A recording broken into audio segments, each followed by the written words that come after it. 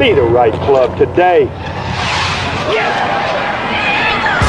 Johnny, that's better than most. How about in? That is better than most. Better than most!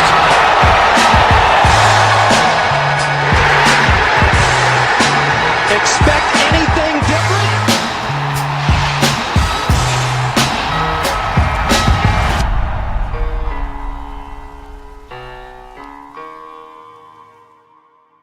Ladies and gentlemen, welcome back to the No Laying Up podcast, the No Laying Up live show presented by our friends at High Noon.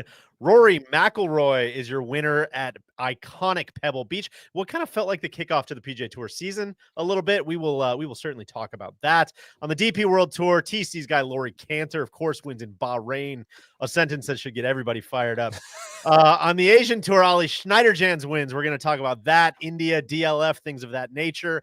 The LPGA kicks off their season. Lim Kim is a winner over Nelly Corda. And on the Korn Ferry Tour, Josh Teeter prevails in Panama over TC's other guy, Johnny Kiefer.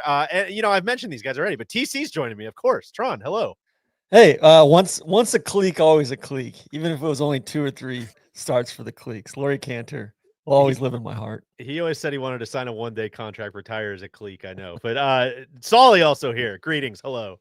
Wonderful to be with you on a Sunday evening, and a live version of this means I get out of bath and bedtime duty, which is a double win. It also means we're back home. It means we get to crack a couple high noons. Make the day a good day with the all-new High Noon Day Pack. This new variety A-Pack will be available year-round to keep the sun shining and the good times rolling. Solly, you were raving about the Day Pack over there.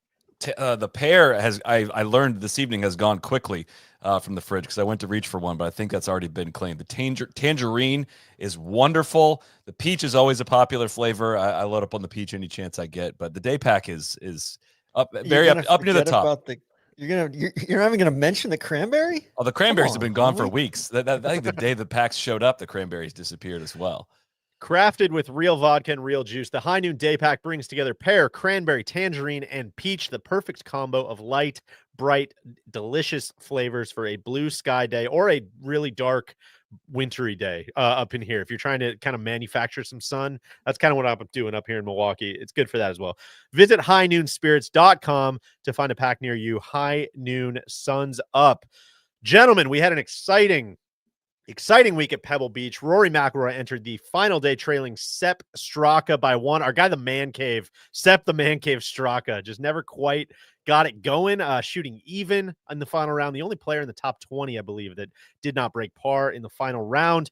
Rory was tied with Sepp and Tom Kim at the turn, hit the gas with birdies on 10 and 12 before hitting, I believe, 7-iron into the par 5, 14th, making a 26-foot eagle putt, slamming the door at 15 with another birdie, hit it to 3 feet. Again, went on to win by 2 over Shane Lowry. He just got out and ran, as he is wont to do. Can I hit you with just a couple numbers here, guys, before I throw it to you for your reaction? It is Rory's 27th PGA Tour victory. That's a big number. That's not insignificant. I was combing over that list the other day. It is a massive number. It's an absolutely enormous number. Some national opens in there too.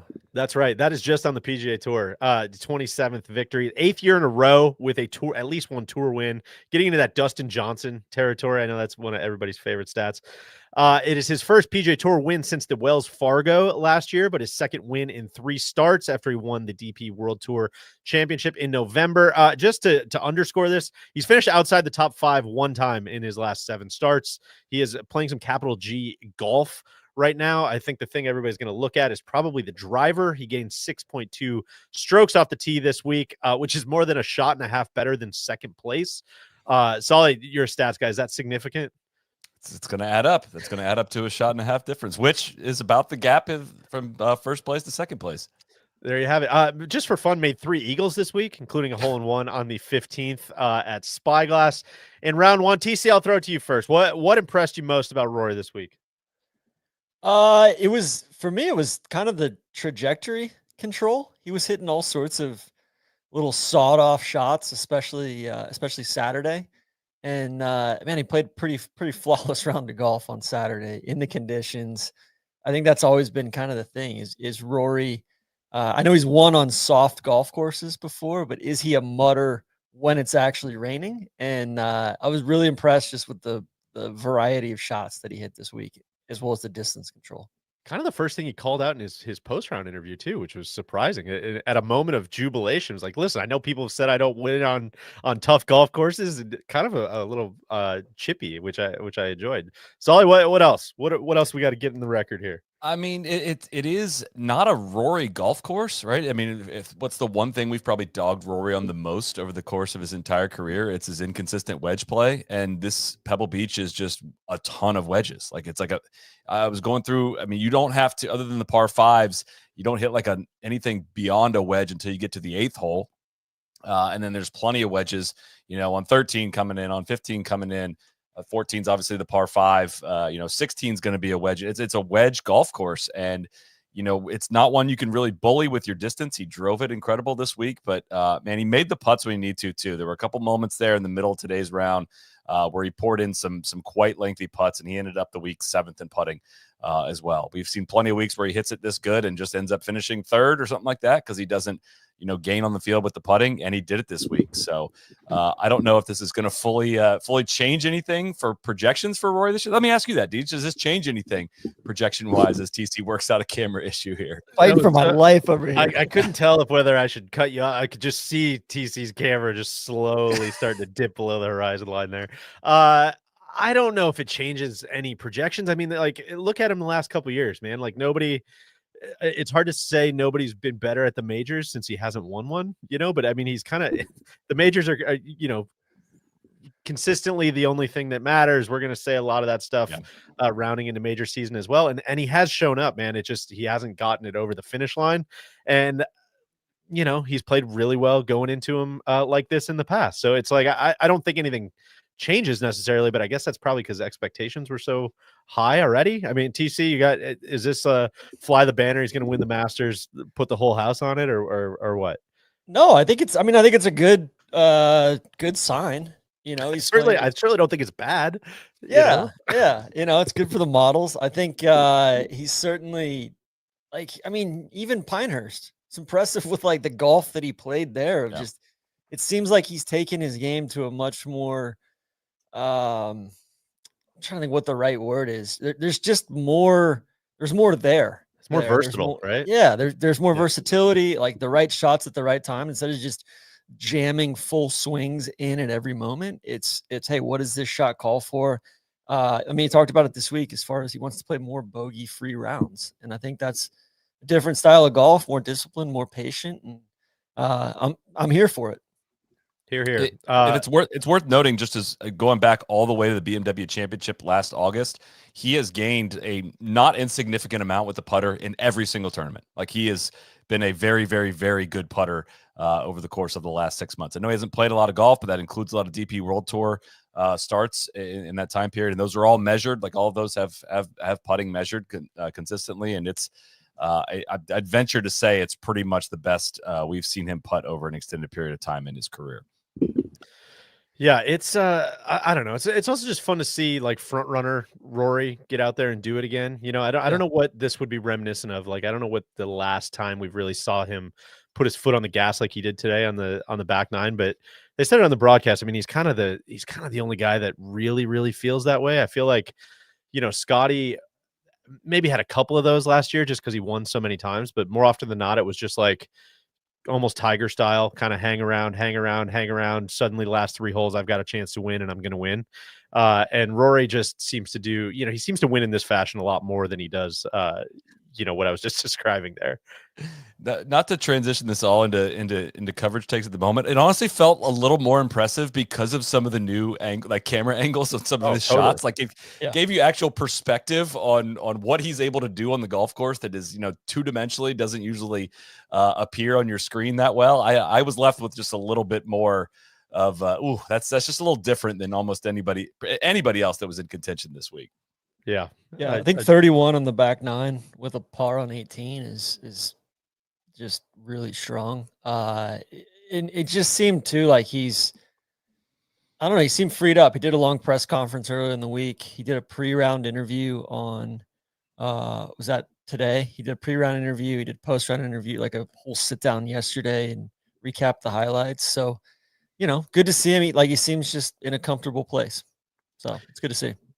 Indeed. Well, just looking at kind of Pebble in general, and we'll get to the rest of the leaderboard in a second here, but I am interested in that we've kind of been, we mentioned this on our live shows while we were out there this week, but we've kind of been waiting for this Sunday for like 2 years, right? Of like, man, we've watched a lot of bad Pebble Beach tournaments. We saw some bad golf today too. A lot of Ted Potters, a lot of things of that nature, and DA points. Yeah. The coverage gap returning today. That was some Sure. some of the wrong nostalgia today. We can get to that, but and we are going to get to that. But what my point is that we've been waiting for a couple years now of like, man, what if we just got the best players playing Pebble Beach? What if we just improve the product a little bit? What if we made the broadcast better? And coverage gap aside, which was inexcusable, and we'll talk about it later.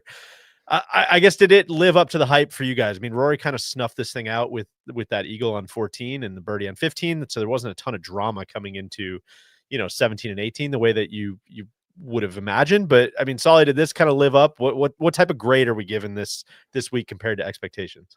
I'd say a solid B plus. We got some really, I'm really counting Saturday in a lot of that. There was a lot of really interesting conditions on Saturday. We got to see Pebble have just a little bit of bite. Scores were still relatively good on Saturday because these guys are just absolutely filthy at golf. But we didn't get the down to the wire suspense in it. That would take it all the way up to an A. But we saw a good side of Pebble, both in the firmness of the greens early part of the week, and then just watching guys hit like lumber into 9 and 10 coming in, and seeing the flag sticks blow sideways, guys probably hitting as much as 8 irons into number 7. I think, watching like Tom Kim and Lowry's group, I think it was on Saturday, watching the 3 shots that they hit into that pin is what you want to see out of this golf course. So yeah, I mean, if we're comparing this back to like the, Ted Potter Jr. days of this tournament, I think we can call this a fly the banner big W. I don't know if it's going to be dynamite ratings just because we didn't really necessarily have that suspense, but that's a good sign for the year. They needed a good week, and this was a good week. TC, what do you think is like, how much of that is everything he just said? How much of that is Pebble Beach, and how much of that is, man, the tour's got it going the right way and they've made the right changes? And is it almost like success despite itself, or do you give credit to the tour to kind of stack the deck in this way? A little bit of both. I would say probably more Pebble Beach. I mean, the course was it presented really well this week. A lot of different styles of play up there. I thought it was interesting that Scotty finished first and approached the green. Like, it feels like we were a few putts going in there at the beginning today. They kind of like could have made it a little bit different. But no, I think overall it was just a matter of, again, setting the coverage gap aside, getting out of their own way to show Pebble Beach in all its glory, right? Like, that's all we've ever wanted, or I mean, shit, I went back. I can't remember the last time I did this. I went back. I was traveling yesterday, and then we had kids' sports games all day. And I went back and just watched the entire broadcast from Saturday, start to finish, this morning to get ready for the golf today. I haven't done that since like the Masters, like 5 years ago. And just the way they captured it. I mean, all the drones and the blimp and all the tracers, and even pregame interviews today with Rory and Team Rose. It was like, it just felt like a big event, at least once CBS actually came on. We can talk about Golf Channel and CBS a little bit, but it was a big step in the right direction, I thought. Totally. I think it's like one of the stories of the week too, right? Is because, Trevor was on with us on Thursday, and he's like, oh, we got a couple bells and whistles. We invested in this crane cam, and the whole point is to be able to show the 14th hole, because it's always gotten short shrift, and people don't understand how crucial that tee shot is, and how the fairway cants from right to left, but you still, like, some guys can cut the corner, and this crane's really going to show that off and just add a ton of context. And like, there you go. I mean, that's, I think, from the drone, the drone tracer as well, that Cody's got up on the screen now. But man, just little stuff like that is not like, that's not Aon forcing their hand to do that. That's not, FedEx forcing their hand. It's not some deliverable. It's just like, man, what if we tried to make things a little better? And in my mind, I'm with you, TC, where I'm like, dude, I was fired up to watch golf today. And a lot of that is just because of those bells and whistles and like, man, there's like actual context, and I feel like I'm watching a sporting event. So let's fly the banner on this. Like, we don't watch the best players in the world on Sunday at Pebble Beach in the winter. Like, this is not, I mean, back in the day, 2010, 2011, 2012, when Tiger and Phil would show up for this event, things like that, it was obviously had a different stature, but it was not trending in that direction. We had to sit through the Kenny G show on the Saturday afternoon. Tron, I think, called it the worst telecast in golf history that Saturday. And we got rained out last year. Like, this has not happened. Like, this was a thing for golf nerds. They've limited the Pro-Am portion of this to Thursday, Friday. It's a competitive golf tournament with the top however many PGA Tour players on the weekend. This is still brand spanking new. And for golf nerds, we should be celebrating this change. Amen. I think also seeing some conditions yesterday, these guys rarely have to play in conditions like that. The wind, the rain, it was the full spectrum. We got to see beautiful Pebble Beach today, and we got to see absolutely, Conditti's bleak Pebble Beach yesterday. I loved both. Haven't seen that much wind since that day at Troon, right, TC? It's true, right? I also would say this is not a block that I'm usually on. This is kind of the opposite of the block I'm usually on, but I weirdly enjoy the small greens this week, and I was trying to explain why in Slack a little bit, especially coming into that final round. Like, number one was a great example where all three of those leaders just were perfectly positioned in the fairway. All three of them missed the green. All three of them had different chip shots, and you combine that like weird thatchy kind of nasty rough with like really firm greens, and all of a sudden it's like, ooh, this is interesting. This is not like solid what you always hate, the big thick Midwestern bluegrass, slide your wedge under it, and you're gonna get same up and shot down on repeat for 80% of the time. Yeah, it was weirdly interesting, and it really gave some shine to like how good, especially on the par threes. 5 was a good example. Like, gave some shine to like how good a shot like Lucas Glover's was, when it was in there tight, and it was like, oh, dude, you got to earn that. That was a really good shot on 5 as well. Props to the setup team for using that front right tee box with the back right hole location, with the wind coming out of the, like kind of in off the right. That was awesome. Like, so 145 yards, and you had to hit a golf shot. I think there's just a bunch of like dubs kind of compounding on each other, right? And it feels like CBS is, we shout them out a lot, and we'll get to the coverage gap in just a second here, but we shout them out a lot for kind of trying to do things the right way, and you can feel it like matriculating through the rest of the broadcast team too. You can feel them like calling out slow play. You can feel them explaining the nuance of shots. You can feel like the golf. Don't tempt me, Deej. You can feel me. Are you ready to get into that yet or not? Feel the golf sicko. Like, I think that those people are golf sickos in the way that we are golf sickos, and you can feel it starting to come back out after, what felt like 7, 8, 9 years of just almost trying to push that down and turn it into kind of like the CBS comedy hour. And it's just it's everybody's for the better, I think, because it felt like watching a proper sport today. So you were saying you liked the coverage gap. Is that what I read on Slack? You said it gave you some time. I honestly laughed. I was cackling. I was laughing because it was just like 7 was overrated, is what you said. I think we flew the banner on the. I very seriously believe that we are responsible for the. And if you're new to watching golf on television, first of all, I'm really sorry for how things have trended the last couple of years. But there was a 30-minute gap from when Golf Channel would end their coverage on CBS weeks, and when CBS would start, it would inevitably get delayed. When the basketball game would get delayed, they bridged it over the years. Eventually, you could go to CBSSports.com, watch the gap.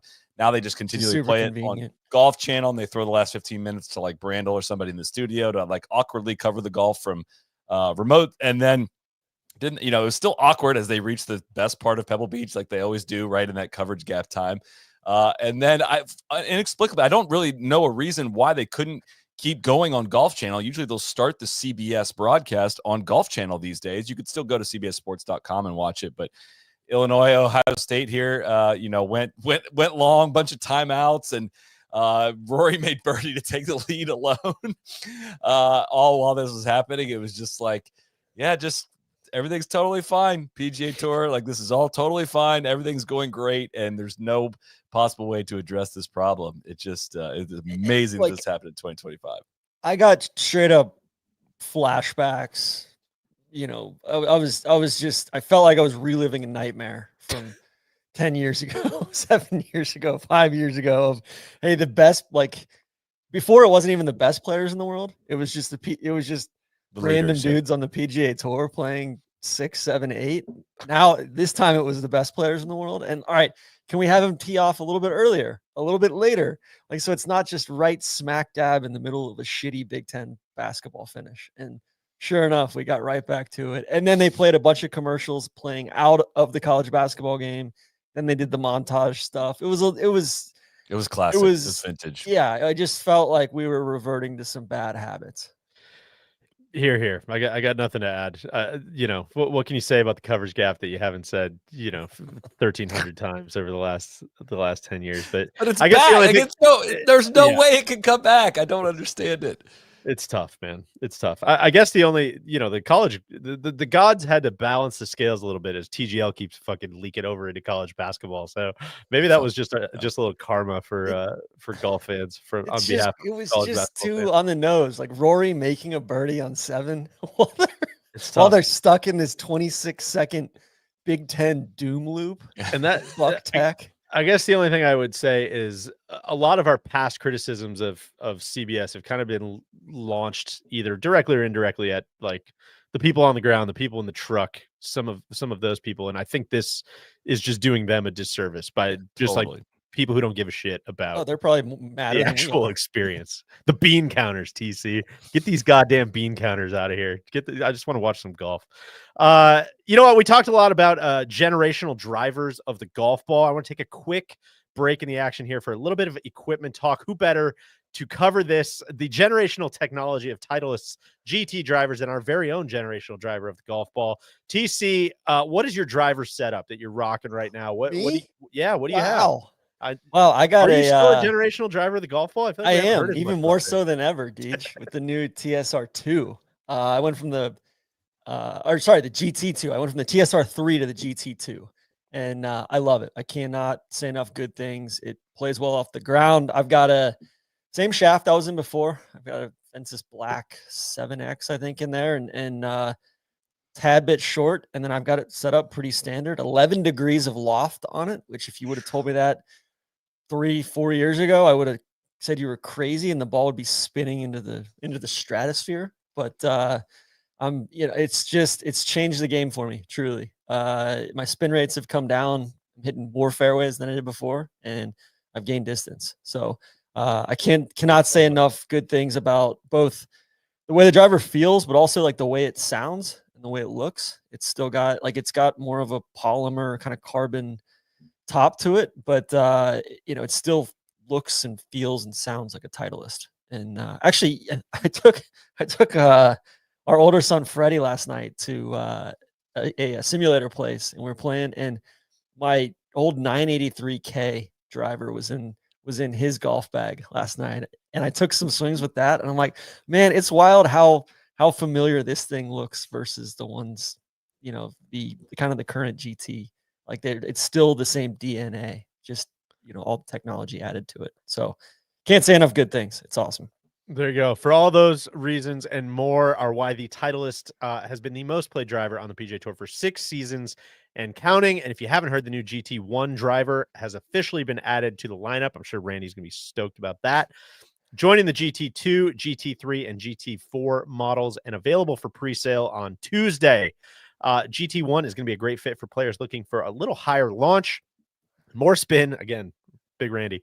The best way to find out your optimal setup is by going out and getting fit. Head to Titleist.com to learn more about a fitting near you. Actually, Deej, I was talking to Nick Geyer, one of the Titleist Tour reps this week, and he said the GT1 3-wood they can't keep them in stock on the tour truck. It's flying off the shelves. Yeah, just because it launches so high and it's got such a cool address position, which I would have never thought like tour guys were playing the GT1 3-wood. So there you have it. You need to scope that out. Don't let any of your assumptions get the better of you.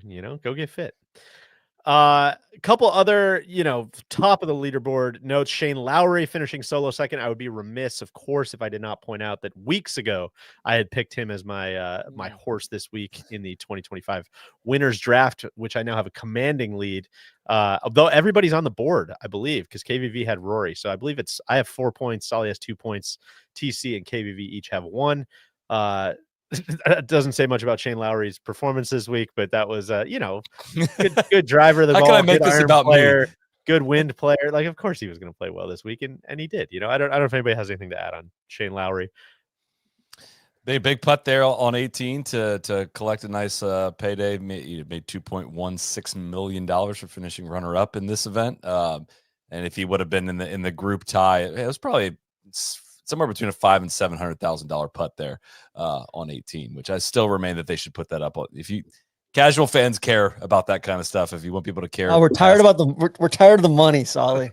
I mean, still, at least dangle that out there. If you're going to broadcast about how much money they're playing for this much, at least tell us how much the putts are worth.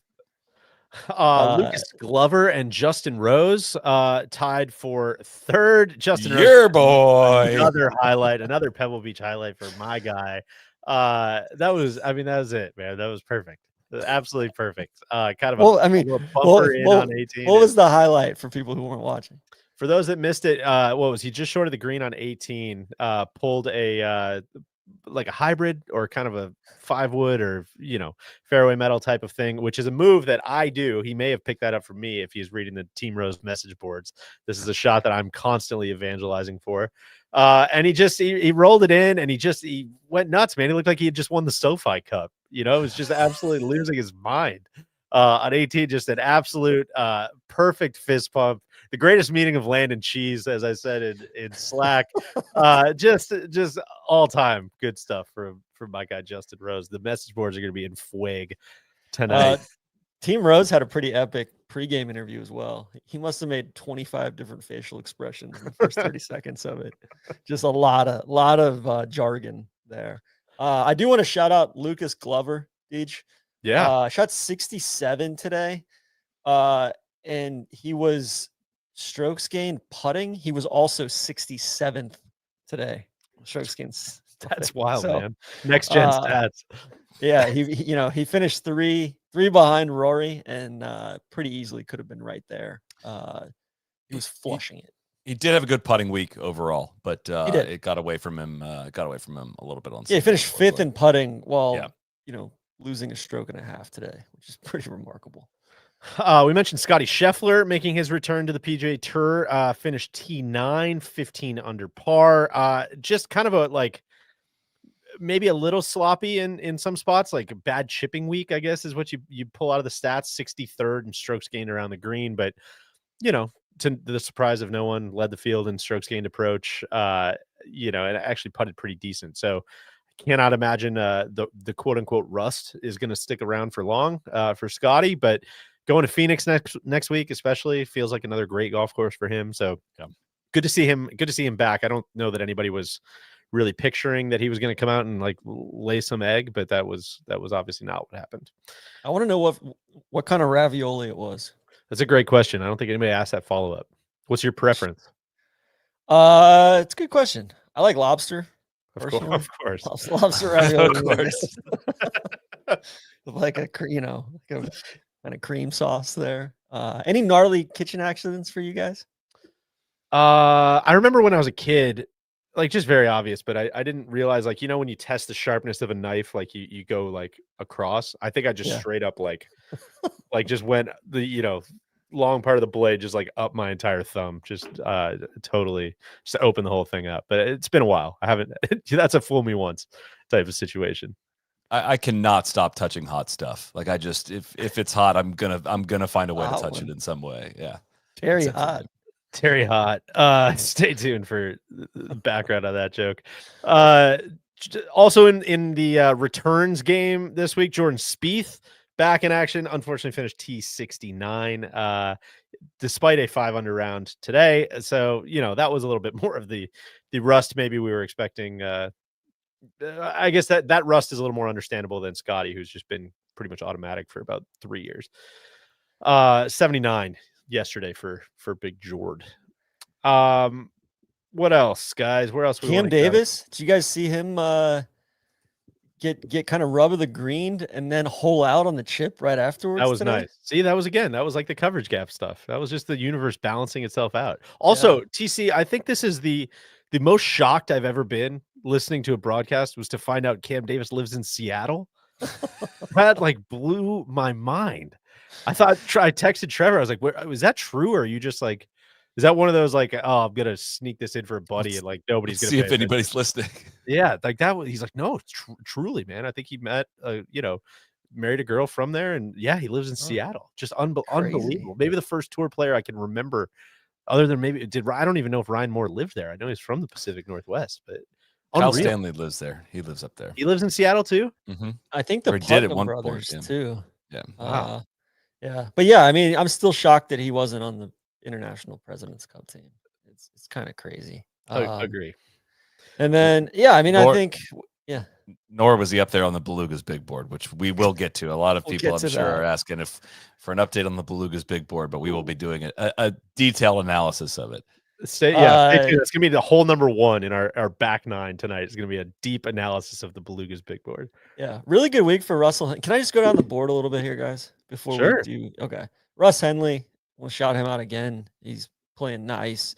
We'll skip over Tom Kim. We'll get to him in a bit. Billy Horschel played great, 66 today. Taylor Pendrith and Siwoo Kim both playing well. T9 for Pendrith. Did not see that one coming. One of the ultimate ball speed imposters. I feel like Pendrith is not in a. It hasn't flipped yet, but Pendrith is stunting on you just a little bit. I feel like just that's a kind of a keep your eye on that one. He'll keep cleaning up at 3. Keep your eye on that one. And in Pebble Punta Beach. Cana and Mexico. What else we got? Andrew Novak and Sam Stevens both playing well this week. I was kind of jazzed to see that. They both, I think the Beluga himself said, I'm expecting both these guys to be exhausted, and they weren't. And actually Novak won the amateur division with his partner Philippe Lafont, who was fresh off of a lesson with Butch Harmon. Of course, we got Big Tone. Let me double back real quick. The stats have come in. In his last 11 starts, Pendrith has finished outside the top 25 once. Oh my goodness! I think that's stunting on UTC straight up. How many? I would listen. We can take it offline. We'll do a sampling of how many of those were fall events or how many were proper courses. A lot. They're not good courses. Farmers, Stony. I mean, Century's. Century's a decent course, and there's only so many people in that field, I suppose. Dunlop Phoenix. I know that's an event close to your heart. Shriners. That's not the biggest BSI tournament in the world. Tour Championship, granted, only 30 people there. BMW, granted, not a full field. We're counting top 25s at Century and Tour Championship. Okay, I'm just saying. Let's move on. Let's move on. What else? I was a little bit shocked to see Colin Morikawa he finished T17, but him not farther up there. Eckroat played well, especially rounds 1 and 2 kind of faded, but T13 for him. Jason Day had the grout fit on today.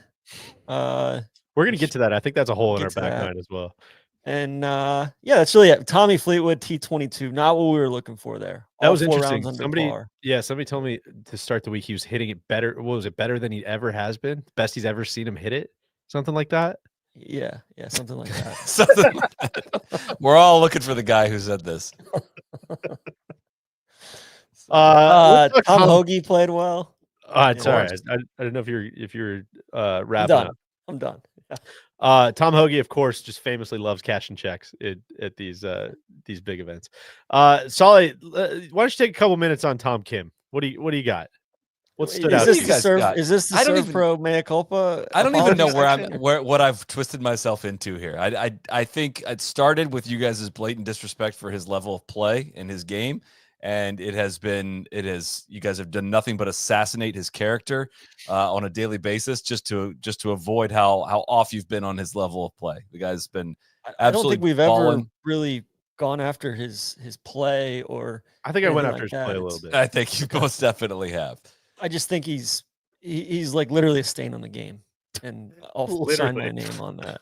It's really, really bad. And they were getting chippy with him during early round coverage today, just as far as his how long it took him to take this shot. I believe they got put on the clock down the stretch, and it's like it's to the point where people are catching on. His fellow pros are catching on, and it's like really unbecoming. And I think we're getting beyond the point of like fine. It just needs to be a suspension, and I mean that.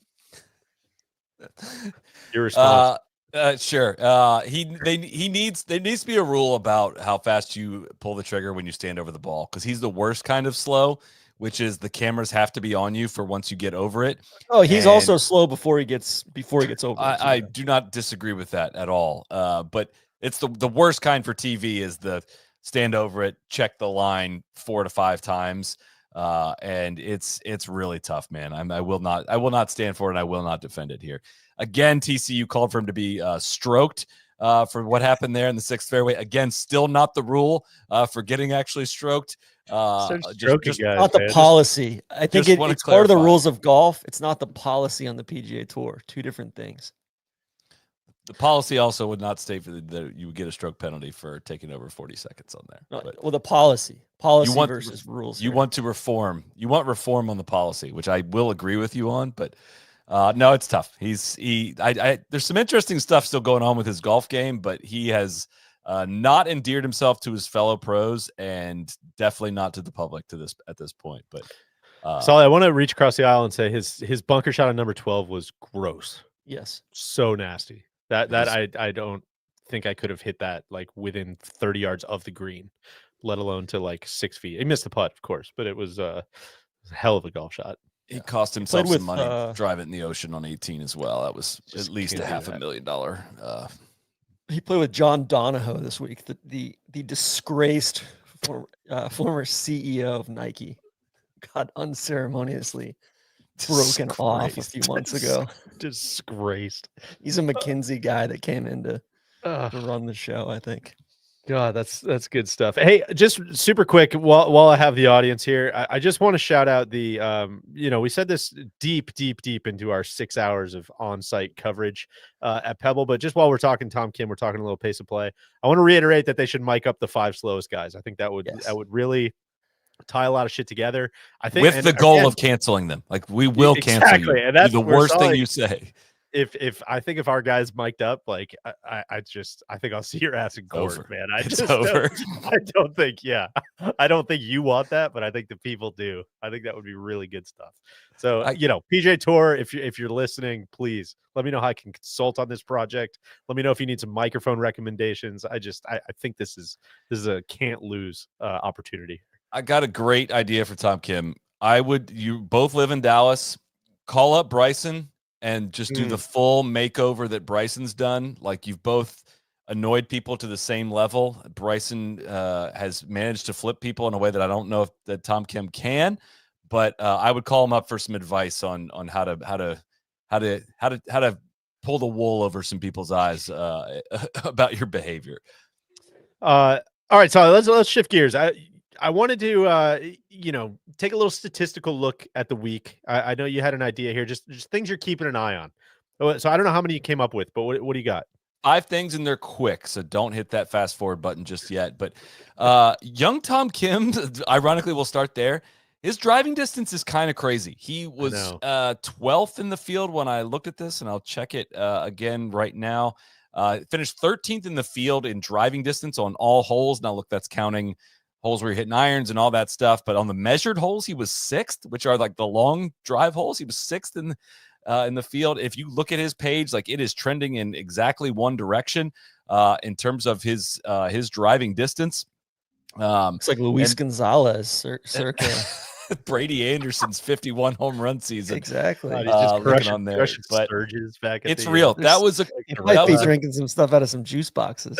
Yeah. Well, I will call for an apology from you, Deej, on this one. Your whole thing has been that he's a bunter, he's 160 ball speed, doesn't have the game. And it just seems like he's really raising his floor with driving distance. Which, as you can see on this trend line, was true when I said it. And now it seems like he's he probably heard that pod and was like, that was the reality. What was that stack code? No, NLU. Let me get in there and see if I can get the stack and just start start getting some gains because, I don't think that's going to hurt him, certainly. And it was, it was very apparent seeing some of those ball speeds today. And he threw 2 shots back by hitting it in the water on 18. He was in the top 5 on strokes gained off the tee this week, which, like, with his iron play and his short game, if he drives it that well, he's going to be a top 10 player in the world. So there you go. That's one stat I'm watching. I'm with you. I'm tracking that one. I'm just flagging this one, and I don't think we have enough data really to get super worked up about this to this point, but Nick Dunlap's driving distance is way down. Like way down. I don't really fully understand it. He was 73rd in driving distance on all holes this week. That's might be laying back more. But if you just look at his page, like his numbers are just very, very down for the early part of this season, and I don't really know if there's a full explanation on that. 75th in accuracy also. Like, it wasn't it was a very tough week off the tee for him. But that's a good flag to throw. If you look at his data golf from last year, I mean, he was pumping it. But very inaccurate. Yeah. Very, very inaccurate. And I'm guessing, like, with some of those, feast or famine weeks that he had, it was probably a little bit of like, damn, man, this would be a lot easier to play if I'm just within the corridors. So I wonder if he's bunting it and trying to stay in play. Could be a health thing. I don't know what it is, but I'm just that's a very good one. Caution flag on that one. Keep an eye on that one. Okay. Scheffler led the field in strokes gained approach. You mentioned this, TC, but if you're worried about his result all the way back in 9th place this week, I wouldn't get too worked up about it. He's almost certainly going to win Phoenix next week. But that's good. At least as long as we're keeping the data, that data golf mint green for the top 10s, that's all we need. Totally. We just need that nice clean line going. Pains me on this one. Our guy Max was 77th out of 76th when it went final here out of 78 guys in strokes gained approach this week. Whoa, massive not changes. how I thought that sentence was going to end. You thought it was going to be driving. I did. It's approach. It is a weird week in that you can dump some mega shots with some big penalties relatively quickly. I haven't dug deep on that, but swing changes, equipment changes, all that for our guy, just something that we're monitoring here as the first month of the season comes to a close. Can I ask you, how does it work with strokes gained approach? Because you got very small greens, of course. Is it strictly going on distance from the hole, or is it going off of whether you miss the green, you get mega dinged for that? You'll get dinged for that. If you miss in the rough, if you miss in the bunker, yes. What it does not, and please, Mr. Brody, correct me if I'm wrong, it doesn't account for, like, if you plug one in a bunker or leave yourself with a great lie in the bunker, you're going to pay for that with your around the green stat and not your approach stat. And if you leave it above the hole, so, like, if I was looking, like, Scotty is the best, like one of the best, if not the best around the greens, I would credit his approach play with a lot of that because he's probably missing in a lot of the right spots and leaving himself relatively easy up and downs. But point being, though, point being, if you miss the green by, if you're 30 feet left of the hole in thick rough and 30 feet left of the hole on the green, those are going to count differently. Totally. Is what I'm getting. Yes. Which is at a place like Pebble Beach can be probably very important, right? Absolutely. Last was mentioned already, but Lucas Glover, 2nd in approach play, 7th in putting. Like, tough putting day on Sunday, but when that guy gets hot, he gets hot. And just remember that from several years ago. He's not a bomber, but that man can strike a golf ball. And, there's some golf courses coming up here on the schedule that are not necessarily bomber's paradise. So keep Lucas Glover in mind. There you go. That's good stuff. I like the Solly's monitoring this from a statistical perspective list. That's good too. It's context, man. I'm going to be thinking about those when I watch Phoenix this week. There you go. A couple other little news and notes before we shut it down on Pebble. Ludwig WD'd. Solly, I don't know if you got any report from him. Did you see him on the way home? He was flying on my American flight home, my flawless, easy one stop in Dallas, and got us home on time. Bags came out early, actually. From bad to worse for TC here. That he was back of the bus, unfortunately, on that one. I asked, he's walking by. I was like, how you feeling? He's not good. So what better way to feel better than fly a transcon with United or with American. Oh, wow, Freudian slip there. Jeez. We can't be having that in the back of the bus. And coach, I hate to do this, but I mean, this just Solly, I don't know if you're doing this on purpose, just directly contradicts the reporting from Randy and Neil on site, who said Ludwig was, quote, feeling better. And now you're telling me he's feeling not good. It's just, I don't know who to believe. And I hate seeing the beluga stepping on rakes like that out there. And Randy, you'd expect more from a seasoned journalist like him. Xander also WD'd, of course, before the week. Gotta feel like that would have been a hell of a setup for him as somebody who drives it great and hits their irons great and chips and putts it great. It just seems like he kind of would have been there, but he's trying to connect his intercostal to the he is 17th green. TC, you had a question here from the squad. We were obviously on site this week. Yeah, just anybody you guys saw up close. It doesn't even have to be a pro golfer. Just saw up close or watched it all that impressed you. A true I wasn't familiar with your game moment out there. Saul, you got one? I saw a shockingly small amount of golf for the time that we were out there. Content is time consuming as well, but I watched Sahith just pick up a broomstick putter on the putting green and make like 3 or 4 straight 15-footers in a row with it. Just like had probably never hit one before. He's just like walked up, like, oh, that's nice. And then just put it right back in. Just like the actual hand-eye and coordination and skill of these guys to just throw something in their hands and do something. It never ceases to amaze me. I will, TC, you know what? This is a strange one. This is not golf related necessarily. It's not somebody whose golf game I saw up close, but we were at kind of like the sponsored dinner on what was that, Thursday night? Yeah.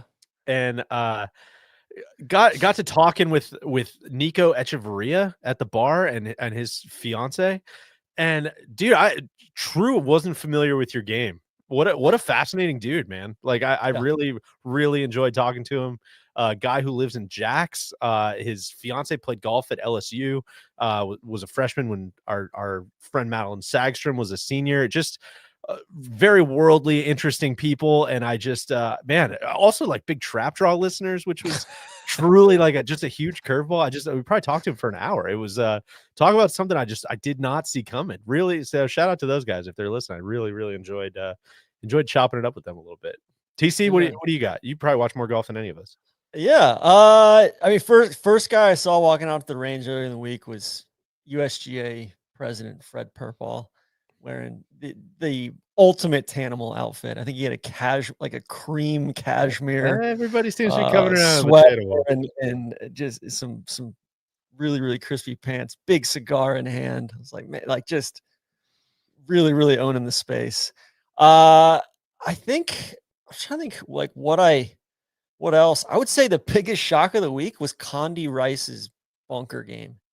I saw her get up and down twice out of the bunker, and just like 1-on-3 that was just outrageously good. And then Qualtrics Ryan, they didn't get it done. They didn't get the dub. He and Big Tone finished tied for second with Sahith, and I believe the guy from Adobe. But Qualtrics Ryan, like he almost made it 2-on-2. The first day when we were watching him. It was really, really impressive. He natural bird on 1, almost made it 2-on-2, and then just flashing. And he's doing that off of a 3 handicap. He should probably be on at a plus at this point. Nice move. Seems like he wants it too, doesn't he? He does. Like he seems like he's out there. He goes down to the desert really, to prep for this. Really wants it. Yeah, I think that's right.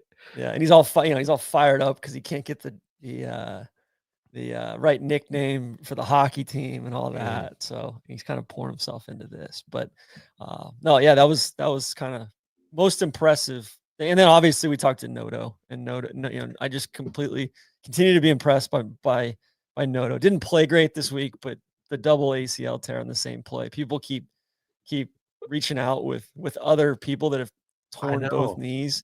But no, I've not heard of any other ACL tears. Exactly. I've heard a lot. I've hundreds of DMs of people that are just, I know this hockey goalie tore both MCLs on the same play. I'm like, ACL's the king, man. You got a wide receiver that tore both of his patella tendons, broke both ankles. Yeah, it's just I appreciate the people, taking to social media and sharing those thoughts, but that's just not what we're talking about. We're talking about the double ACL, which is maybe the rarest error. We're yet to hear of another one. So, that was an absolute highlight from the week.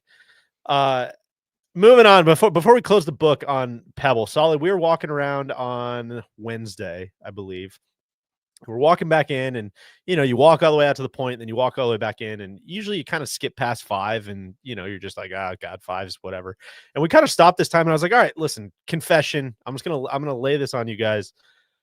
like, what am I supposed to hate about number 5 so much? Because everybody bitches about it all the time. And Jack just absolutely, he just destroyed it. And what a waste. And it's such a unbelievable. And like, I don't think it's the greatest hole in the history of mankind. But like, TC, I guess before we get into this, because Solly's got a little history lesson here. Like, do you disagree? Agree? What do you think on number 5? I mean, if Chuck Schwab gives you that piece of land, you got to do a better job with it. I thought it was better today than it's played in a long time, but otherwise, it's just kind of a nothing par 3. The biggest choke point on the course, right Sure. there, just past the tee boxes, getting out to the rest of the golf course. I don't know. I'm kind of the mind that there should just be a wholesale change of 5 and number 6. Like there could be a back tee on 6 that tees off across the water with like an angle there. But yeah, I'm not sure if the Coastal Commission would go for it. But no, overall, it's a stock par 3. I think it's just under-realized, like a lot of things at Pebble. I think Pebble's great, but I just think, man, there's some stuff that they could clean up, and Pebble would be all world. Everybody kind of getting to 6 and like fully deciding, like, yeah, we'll just blow it up into the grandstands as kind of that whole kind of seems like it's reached its final form at this point with that. That's a tough look. But Solly, what do we not know about number 5? Take us there. So for those that don't know, the old 5th hole used to play inland. You would go left basically off of the 4th green and play upward. So if you ever wonder why, when you leave the 5th green now, you have to walk 150, 200 yards back to the 6th tee, it's because this is, of course, not the original routing, and you used to play up. So Pebble Beach Resorts founder Samuel Morse, he regrettably, he said this immediately upon selling it, that he's probably going to regret this, but sold one lot of oceanfront property before he decided that he wanted to build a golf course. And it was this lot. That was why until 1998, the 5th hole climbed inland through a narrow chute of trees around a private home.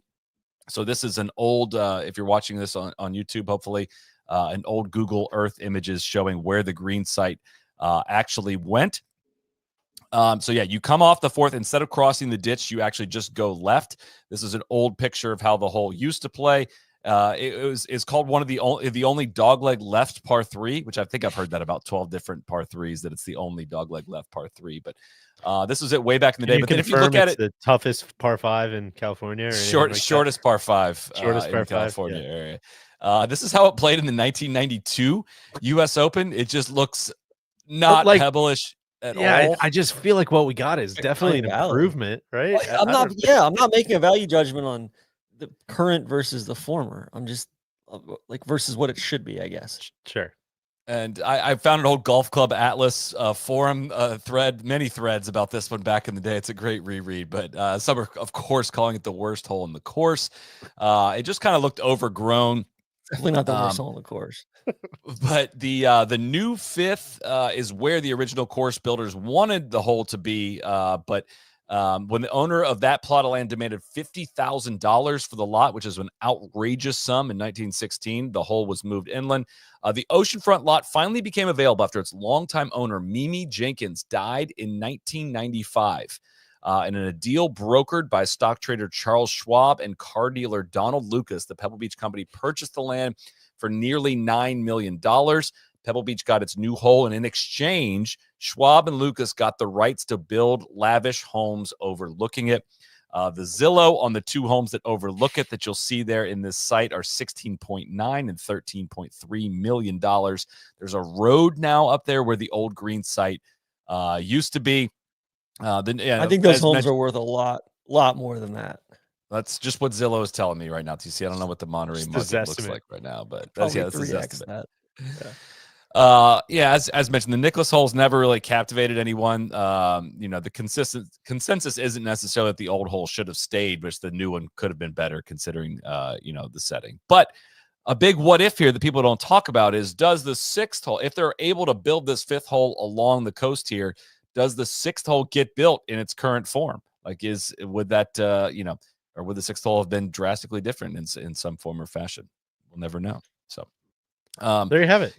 Quick note from the 2000 U.S. Open. This is when the hole was new. There were massive backups on this hole. There's consistently massive backups on this hole. But It said the note. This is from Gary Van Sickle in Sports Illustrated. Spectators may want to strap on helmets because of two large oaks on the left side of the hole. Fans standing there couldn't see incoming shots, which is bad because they're in prime bailout territory, especially when the wind blew off the ocean.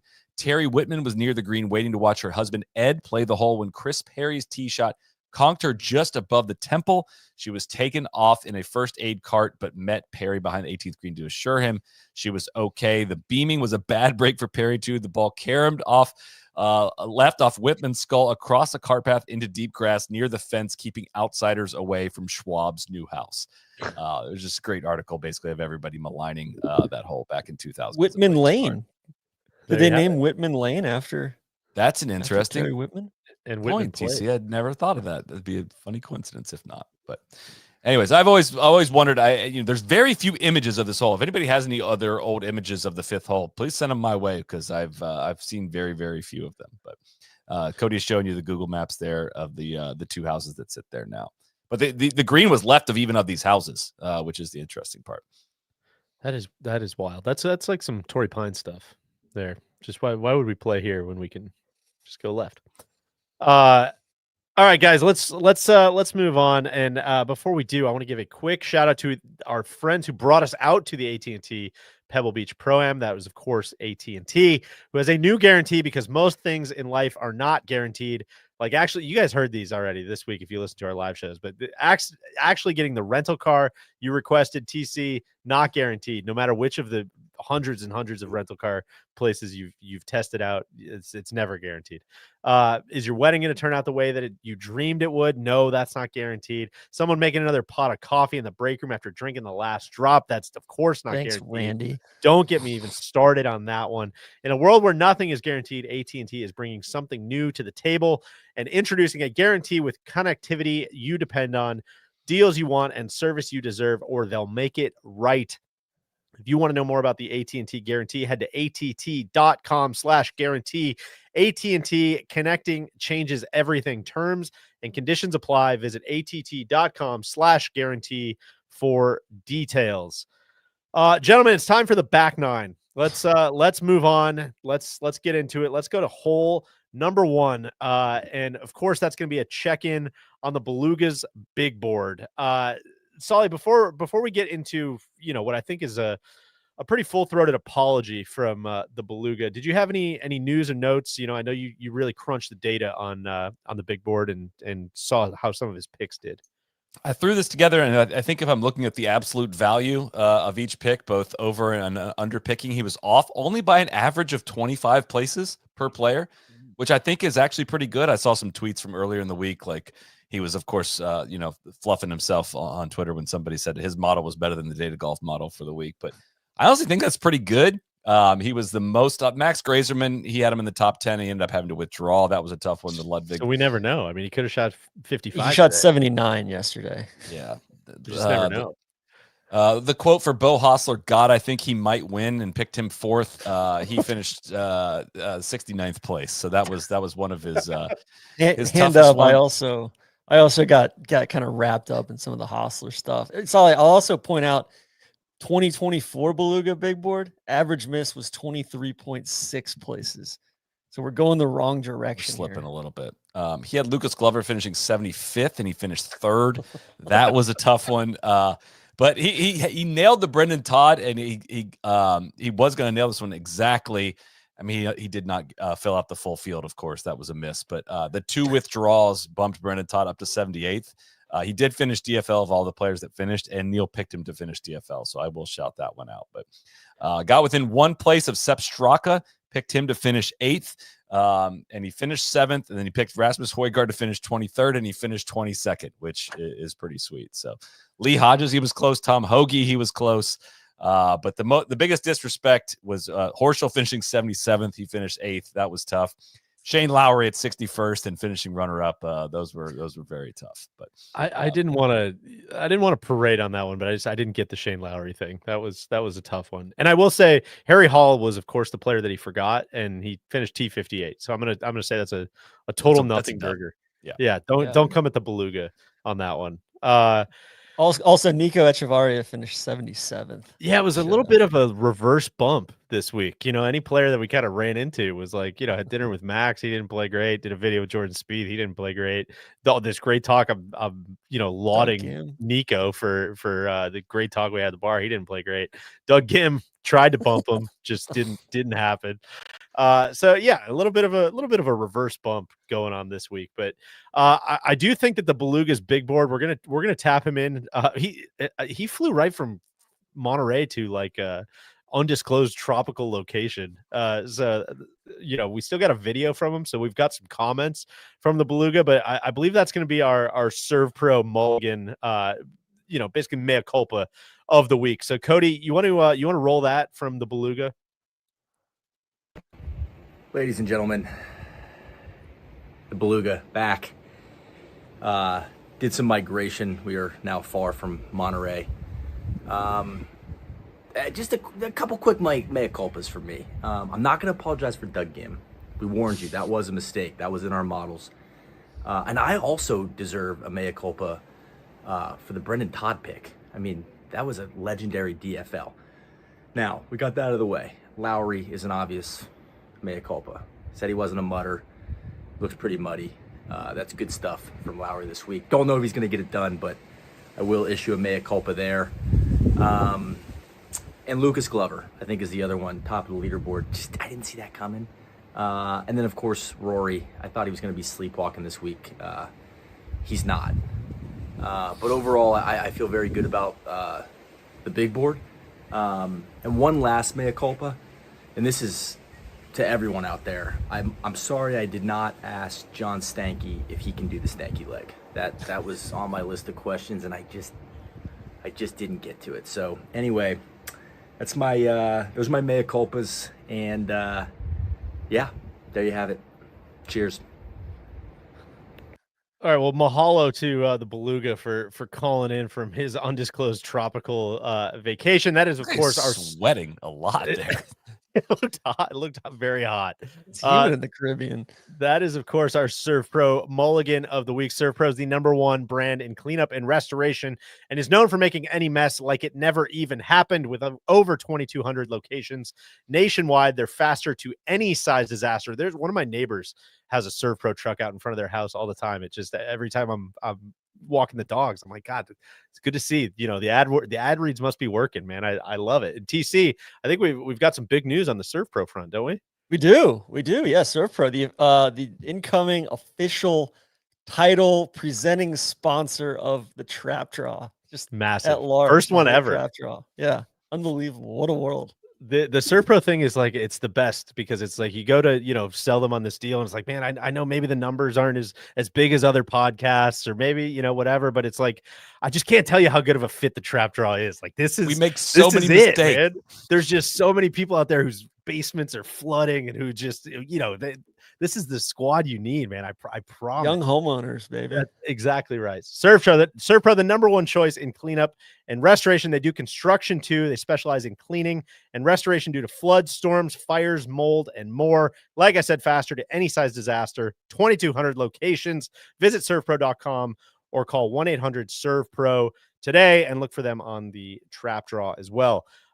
Let's go to hole number 2. This is one I just kind of wanted to sneak in here. I don't even really have too much comment to set it up other than TC, you said something, I think on Wednesday of like, man, Scotty's really interesting if you're willing to put in the work to listen to what he says, because on its face, it can end up sounding kind of cliche.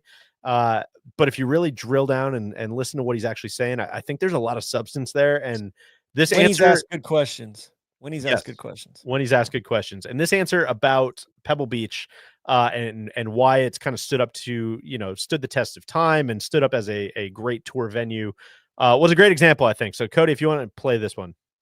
I think a lot of it has to do with when you look at just the golf course. Like if you took the ocean out of it, I think the ocean obviously has a lot to do with why the golf course is so iconic.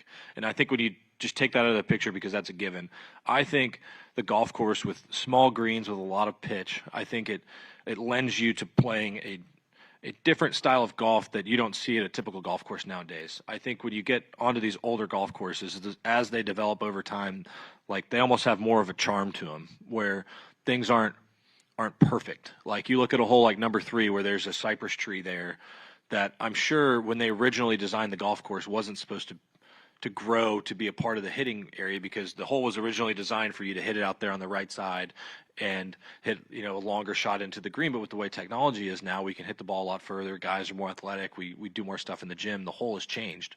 But the charm of that hole is there's a tree off the tee that you have to curve your ball around. And now with the technology, it's hard to draw a driver. And so it's hard to hit that hook shot around it. And if you were to take an aerial photograph of that hole when it was originally designed, somebody may say, hey, let's take out that tree. And, oh, the green was a little bit bigger. But as the game develops over time, I think these golf courses like Pebble Beach that stand the test of time have that little bit of charm to them where it's different and you have to hit different types of shots. Like you're not going to see at this golf course the same shots you'd see at a brand new golf course, because they're thinking about distance and they're thinking about all these different things. And new golf courses are 8,000 yards and the fairways are bigger and the greens are bigger because it's easier to grow grass that way. There's less trees. But you come to a place like Pebble Beach and it has some of the charm of a golf course that develops and stands the test of time. And I think just little examples of stuff like that makes a golf course fun and interesting. It's not necessarily about having a huge place. Like when you play Pebble Beach, you have to play shots. You can't just hit it as hard as you can every time. Hell yeah. There you go. TC, what's your reaction to hearing that the first time? Like one of the best answers I've heard in a long time from anybody on tour. The fact that it happens to be the number 1 player in the world just makes it hit that much harder. I think we're not looking for these guys to be zany or talk about random stuff or be somebody they're not. Like I want to hear these guys get to that place more often. And talk thoughtfully about golf and what makes them tick. And then also, like I do, I've got qualms with Pebble Beach, but some of the weird stuff isn't what I get worked up about. Like that's what I like. Like the bunker on 2 that's down in that gulch, or I love 3. I think 3 is my favorite hole in the course. I think 16's like weirdly fun. Same thing with like Chapultepec, right? That's why I dug that tournament, because it was small greens, a lot of slope in them, and just really, really non-stock shots that guys actually had to be creative and think their way around instead of just wailing away on it. Like Rory took a shot at just, random TPC courses this week in one of his quotes that I think fits in well here too. Venues matter, man. And this was a great example of it this weekend. Here. Saw anything to add there? No, it's just, you're just not going to hear stuff like that about. I'm trying to think of an example there. TPC Craig Ranch. It's the random TPCs that we do too often. I mean, he made some good point. Like there is some stuff sacrificed by going to a course this old. Like the scale of the game just doesn't really fit the place anymore. But there is some other stuff that gets added in there that at least had some suspense and makes things really interesting. Like going out there and seeing it in person too, just how much the 4th green cants from back to front, and how if you miss on either side of the green, you're chipping downhill, even just to the left or to the right, because of how that green cants and the wind, how that actually activates all that stuff and accentuates that stuff and really drives the effect of it all, is all details that, like, I don't know if everybody catches all the time at home, but like 16 green too. I love watching putts on 16. Like Rory's short par putt that he had on 16 was like outside the hole. But you just don't see a lot of greens on tour with that much cant in it. And I think there's, I think Rory said TPC whatever was his quote. Which could be anything. I think there's, I think like spin control is a big thing. Like watching these guys actually have to control their spin. Into a perfect example is number 3. Like guys just could not get the ball close this week because they either had to land it pretty far back on the green and rip it a little bit, or I saw a bunch of guys miss long because they got over aggressive and all of that. And it was, I mean, what was the winning score this week? 21 under, and there were what, 5 or 6 guys? There were 8 guys lower than 15 under par. Course held its own. It's a par 72 as well. Like I don't think it was a pushover by any stretch. It was just more finesse and creativity than it was power. The exception being maybe 14, where Rory's going up on the top shelf, which again It's a is 7-iron. I think he's the only guy that can do that, who can hit it 163 feet in the air or whatever it was, for the most part. So that was such a sick shot. Like no, it was three sick shots. Yeah, but that one did it 3 times. Uphill, downwind from 200 yards with a 7 shot into the green. Sorry, into the green To hold that green. To hold that green, like uphill and downwind, both lead to balls going over once they hit. Like the descent angle is going to be less when you're hitting uphill, and when you got it going, the descent angle is going to be less when you got it going downwind. And to throw it that high up in the air and get that ball to stop easily was just like, dude, he might be the only one that can do that. Indeed. Moving on, number 3, or actually number 12, as somebody in the comments pointed out. This is supposed to be the back 9, so I don't know why I'm labeling them front 9 holes. Number 12, on the LPGA season opener, Lim Kim is your winner. Birdies 3 of her last 4 holes to win by 2 over Nelly Korda. Of course, she is the 2020 U.S. Women's Open winner as well. Won that at Champions. I believe TC and Randy were on hand for that one.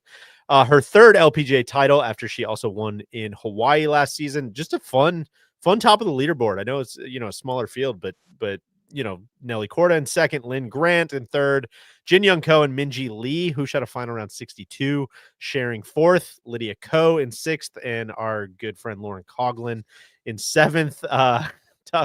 Tough week for signage over there. It looked like maybe on Lauren's front. It's TC. Yeah, they spelled her name wrong on some of the on-site signage, which was do better, which probably leads us into some of the JTBC stuff. Well, yeah, I was gonna say it's a pro-am format. So Joe Pavelski, former NHL player, is your winner in the amateur portion. He won by 5 Stableford points over noted scumbag and Met Jeff McNeil. I don't know if he's actually a scumbag, just not a fun player to watch play baseball. But TC, actually, speaking of amateur stuff too, I just wanted to shout out the bandit Larry Fitzgerald. Doug Gim finished 3rd to last in the Pebble Field this week after some smart. Just throw it back to the field if you're not in the hunt. Yeah, I think he's down to a 6 or 7. But I'll never be able to forget the sandbaggery that he went with en route to previous victories there. I couldn't agree more. Can you fill me in on what's going on with this JTBC situation on the LPGA? Yeah. So this is the Sayri Pak Fur Hills Championship. It was on the schedule last year in March. They played it. It turns out they didn't pay, and the they is not Fur Hills, which is an investment bank out of, I believe, Palo Alto area. It's actually JTBC, which is the big Korean broadcasting company that has kind of an underlying deal with the LPGA for rights. Like they broadcast the LPGA this would basically be like CBS or Peacock or Golf Channel, stiffing the DP, like basically underwriting a DP World Tour event or a Japan Tour event or a KLPGA event, and then stiffing not only for this event, but for all of their other payments as well. And it's kind of underpinning a lot of the revenue for the LPGA. It's a huge market. It's like, one of the top 3 or 4 golf markets in the world, especially for women's golf. So Beth Ann Nichols had a write-up on it. Sayri Pak, she had a kind of a cryptic, post on Instagram that said, "I sincerely hope that the honor of those involved will not be tarnished due to the malicious, unverified facts related to the LPGA's official announcement." So she was actually coming to the defense of Fur Hills, because that was kind of how it read. And it turns out that it was JTBC. So this kind of portends a larger, more concerning problem if they're not paying their bills. Obviously, the South Korean economy and kind of political situation is in turmoil right now. But it just goes to show you how weird it was that the LPGA announced their 2025 schedule, a couple months ago, while, knowing that this was clearly an issue, that they hadn't cashed a check yet for the 2024 event, much less this year's event, in addition to other, kind of their broadcast rights agreement too. And they went ahead and announced the schedule anyway with this event on it. So that possibly could have been the last act of the Molly Marcoux Saman commissionership before she was let go or resigned, I should say, allegedly.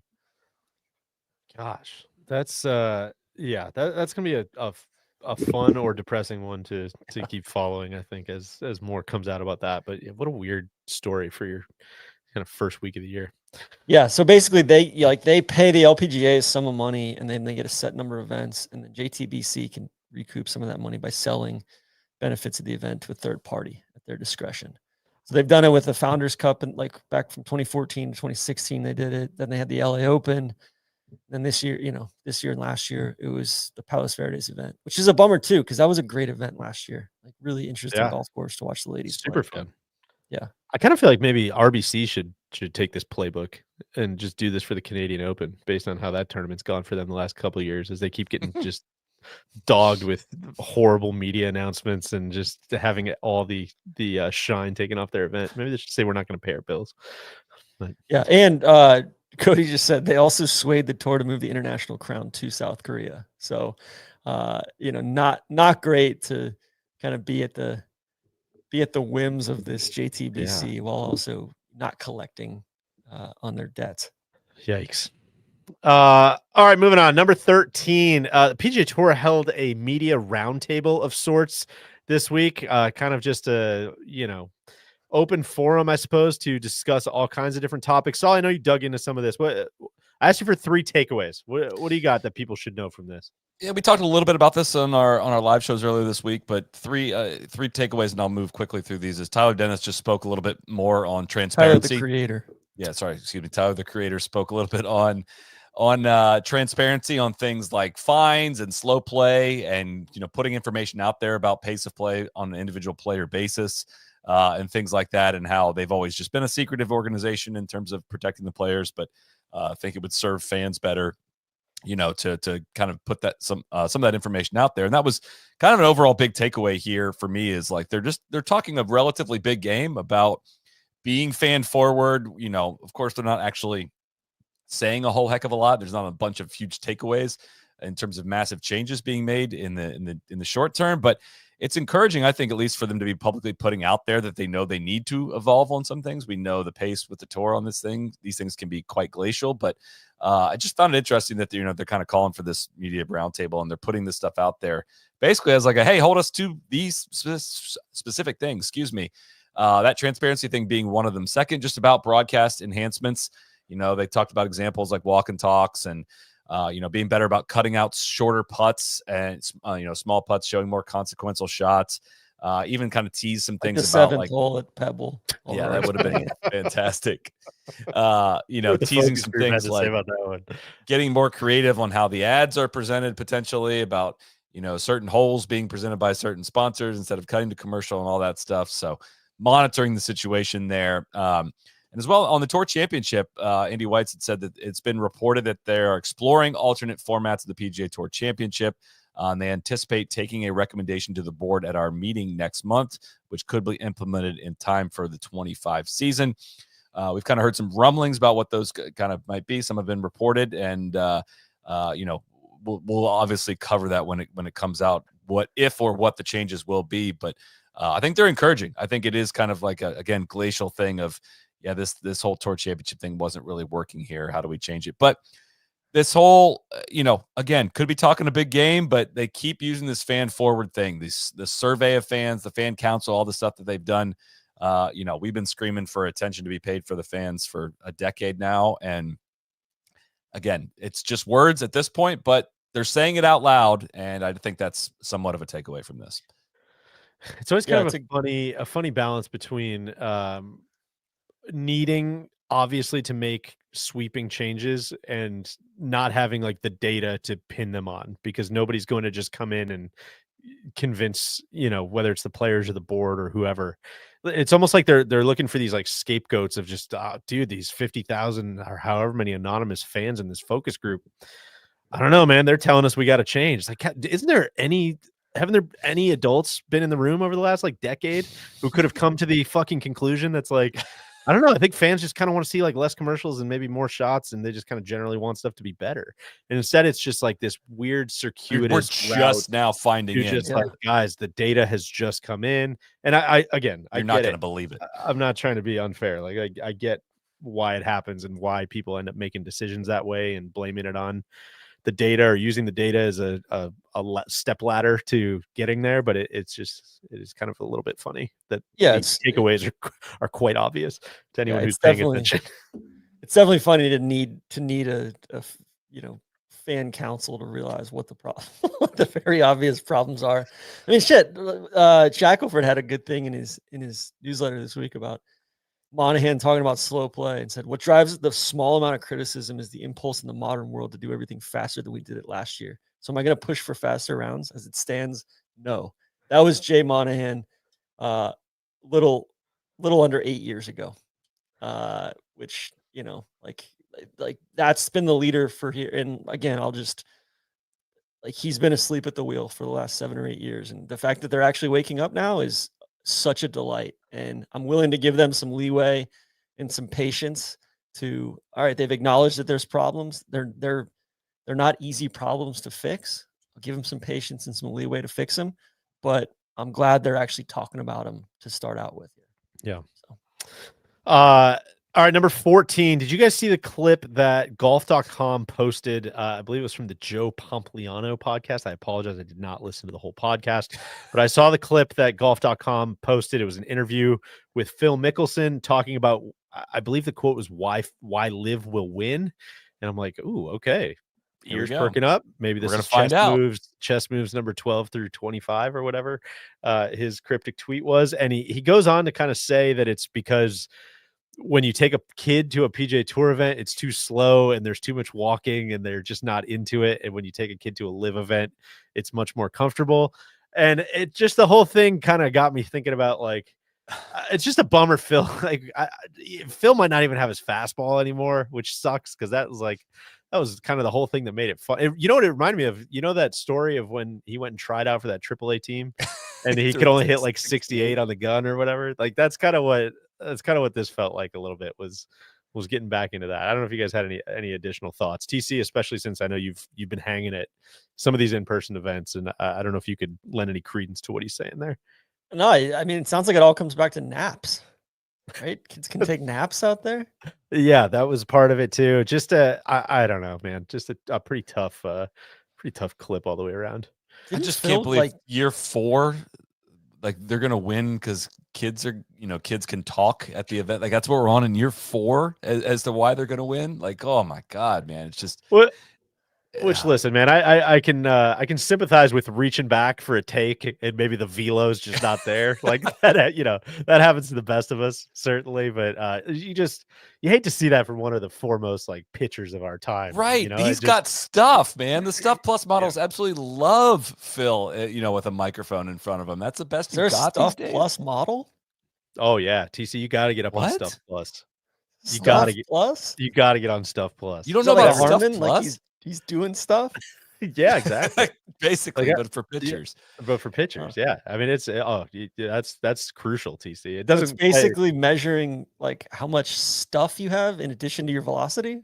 It's like horizontal movement, vertical movement, extension, IVB, arm side, all kinds of stuff. Yeah, okay. It's huge. It's always doing stuff. All right, number 15. A lot of people calling for this one. I think TC may have even mentioned it earlier. Our guy Jason Day, pretty much just wearing a sweatsuit out there. Did you guys catch his outfit today? Just kind of looking like one of the supporting characters from The Sopranos or something. He said Big Dom. Kind of like Bradley Cooper in Silver Linings Playbook. It started raining out there. Maybe put the trash bag over him. Yeah. So just photo from Gabby Herzig here. I mean, this is just straight up like sweatpants and a crew neck sweatshirt. I don't know. I guess just maybe a heat check on A, how you guys feel about this, and B, just where we're at with the Malbon stuff, because I was very publicly out when it was kind of the big parachute pants in Hawaii last year. Straight up, I think it's been fantastic over the last like 3 or 4 months. I think the Pebble Beach esque kind of sweater he was rocking a couple weeks ago was so sick. And this is just, I don't know. This is one that might be the first like, I don't know how I feel about this one. This is pretty interesting. TC, what, you're kind of our resident fashion expert. What were your thoughts here? It's very like work from home COVID era kind of COVID thing. chic. Yeah. I don't know. I mean, I'm kind of aligned with you guys on the Malbon stuff's been really, really good lately. And for a while, to be fair. This kind of reminds me, there was an old Jim Rome thing about a boner in sweatpants. Just I go to that, so we don't need to relitigate that. But it's all it takes. You want to get canceled for? Well, I was trying to look this up earlier. Yeah, I don't know if I need to apologize for any Malbon takes. I don't think I do, because the initial stuff. Yeah, you guys was got bad. canceled. Yeah, No, they should be apologizing to us. We were if those were so great, they wouldn't have stopped doing them immediately. I was going to look this up, and I'm trying to look it up as we speak on just like what are the PGA Tour guidelines, because they have actually very strict guidelines on attire, like in your logo size and all that stuff. That that Malbon Day has to have gotten fined for some of the stuff he's done on there, because you're not allowed to have your words be a certain size or any of that. But don't know if there's any rule on wearing sweatpants. So I don't know. Can you wear spandex out there if you really wanted to? Like, I don't see why not. Honestly, what's the line between the joggers and the exactly tight, right? Like, it sounds like the policy is kind of the eye test. Tyler the Creator's got his hands full with all this other shit. He's not going to be out there, measuring the elasticity of people's pants, something like that. The more I look at this, the more I think I might be in on this. And maybe it's just he wasn't there to he wasn't in the final group like contending to win the tournament. I wonder if that would maybe have felt a little bit ridiculous, but I mean, that right picture, like those are just straight up sweatpants. It's kind of wild that he could not wear this to play a regular resort round of Pebble Beach. Like he would get asked to leave the first tee if he showed up in that. Legitimately. God, it's fascinating. And you know what? Yeah, now that you say that, I think I'm even more in on it. I think I support what he's doing. This is kind of like the Randy audit outfit. This is like the outfit Randy got sent home in when he showed up to go work on one of his audit clients. I don't think that would have flew either. All right, number 16. Let's move on, and we're gonna bring in a celebrity tee shot here for this one. Our guy KVV has just been fully monitoring the Bethpage situation since his podcast dropped about the tee time. Bots, maybe not bots, definitely bots. That was going on in the with the New York Parks Department. KVV, welcome. Cool hat, and your mic is muted. How is that? Is that any better, Deej? That is better. Greetings. How are you? I'm fabulous. Thank you. What's the latest, man? What's been going on over the last week or so since the podcast came out? Yeah. So a lot of DMs from people, a lot of people admitting, yes, they too have used bots to get on Bethpage. So I thought that was sort of a fun thing to kind of emphasize that initially when we heard, this isn't really as bad as people say. It's actually probably worse. There are plenty of people who are admitting to me that they've used bots.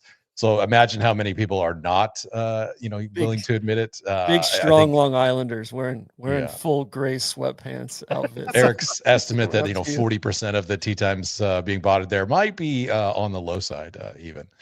So the main kind of thing I want to update on, our guy Eric, who was suspended during the thing, the New York. So first of all, I had multiple lawyers reach out to me to see if Eric wanted to perhaps sue the state of New York under the False Claims Act. I don't know if that's going to happen. I'm going to leave that to Eric, but I just thought that was kind of an interesting thing. New York Assemblyman Ed Raw, who represents Long Island District 19, he also reached out to me saying that one of our listeners, Bob Driscoll, had sent him the podcast, and he listened to it on his drive to Albany. And as a result, he was able to grill the state budget director about what was going on. He sort of went at them, and after enough of where they actually kind of had to issue a statement, he actually went after them about the Ryder Cup prices too. Solly, while this is not quite as impressive as when the White House had issued multiple press statements for your Rory reporting years ago, once again, we did force an official entity to issue a statement in response to some of our reporting. We are looking into that and the misuse of our system. We're drilling in to identify if there's a misuse of bots, and we take appropriate action to reduce that opportunity, said Randy Simons, the acting commissioner of New York State Parks. It's a real problem. It's a real problem that we're looking into heavily. The People's Country Club, we take pride in that. So after that, which was kind of funny because, initially there was the state's response was, it's not a problem. We don't think this is an issue. And then I think enough people listened to the pod that they were like, oh shit, like we actually have to kind of deal with this. So that was kind of a nice win for us. I did have a call with Scott Matson, who's the Bethpage State Park Director. Scott asked me, he said he's happy to talk. He just didn't want to record the interview, which I guess I said was fine as a sort of condition of it. The first thing he wanted to make clear is that Eric's account was only suspended through sheer coincidence.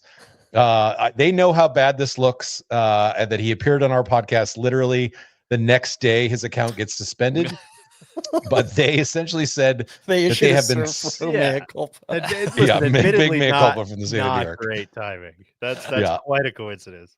Yeah. So they claim that they have methodically been going through the system to clean things up since they issued this in June, and they had just happened to get their way through the B's. His last name was Benyak in the alphabet. And if you believe this, that's up to you, but this was their claim. I think they were a little bit embarrassed by it. They did want to say that they were happy to remove the suspension of his account. And what they had said was that Eric confirmed this to me, actually had an account that he used back in college, and you're not allowed to have duplicate accounts. He had sort of even forgotten that he had it. So to clean that up, they basically just had to call the state of New York and say which of his accounts he wanted to keep going forward. And Scott said, as soon as we clear that up, Eric can book a tee time at any of our courses. He is not banned. We do not even have the power to ban people for saying negative things about state parks. Fix the glitch. Please do not put in the newspaper that he was banned. Yeah. He actually told Eric that he invited him to come out and spend the day with him in New York and maybe share the data that he had learned from his FOIL requests to see what they could do.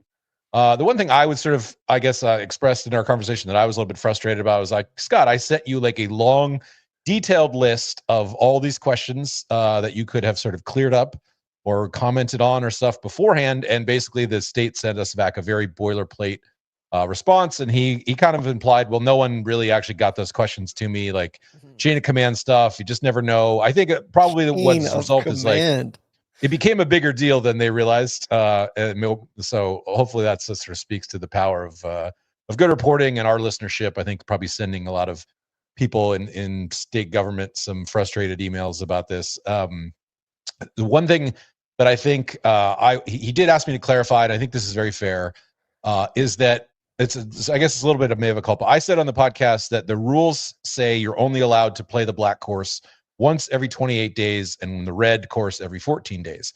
Technically, what the rule says is that you can play the black course every single day if you want, but you're only allowed to make a reservation every 28 days or a reservation on the red every 14 days. So if your friend group just kind of rotates who's grabbing the tee time, maybe who's in control of the bots, whatever, you can be in that group and you can just keep playing those a lot. I would say in this 4UP software, kind of dodged some bullets here. Maybe we should have kind of leaned a little bit harder on that. A lot of people reaching out in the emails and DMs demanding that 4UP get their shit together because these bots are not just a Bethpage issue. They're 2,300 courses around the country. And as you heard on the pod, even baby engineers can sort of take advantage of this software. It's a frustrating issue in Torrey Pines, in Austin, in Chicago, various all places that kind of use this stuff. Matson, the Bethpage State Parks Director, was sort of actually kind of relieved to see former Ticketmaster Nathan Hubbard chiming in the tweets about bots being impossible to stop. And he was kind of said to me, like, if Ticketmaster can't stop bots, then how is the state of New York really supposed to stop them? Which I think is probably a fair point. Like, how is golf now stopping them? Yeah, Maybe they need to call up the rib and talk to, and listen, it sounds like Ticketmaster, homeowner hubs, maybe he's homeless hub's brother. Maybe call him for best practices on how to He's got a good understanding of it. You didn't give his title, so it just made it sound like his title was Ticketmaster, which it kind of was for a little while. Excuse me, Eric. Excuse me. He was the former CEO of Ticketmaster. Yeah, It kind of was. Doesn't work there Was anymore. the Ticketmaster.